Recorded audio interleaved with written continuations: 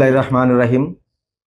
জাতীয় নিরাপদ সড়ক দিবস 2025 উপলক্ষে মাসব্যাপী কর্মসূচির উদ্বোধন ও সড়ক নিরাপত্তায় সুনির্দিষ্ট প্রস্তাবনার প্রেক্ষিতে সংবাদ সম্মেলনে উপস্থিত আমার সহযোদ্ধা সহ সবাইকে আন্তরিক শুভেচ্ছা এবং মোবারক জানাচ্ছি নিশ্চয় নারায়ণগঞ্জ জেলা শাখার পক্ষ থেকে।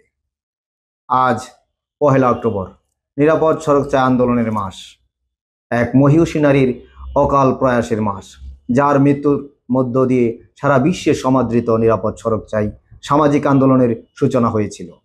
বিনম্র শ্রদ্ধায় স্মরণ করছি প্রয়াত জাহানারা কাঞ্চনকে এবং তার আত্মার মাগফিরাত কামনা করছি। নিশ্চয় নারায়ণগঞ্জ জেলা শাখা থেকেও আমরা বিভিন্ন কর্মসূচি হাতে নিয়েছি।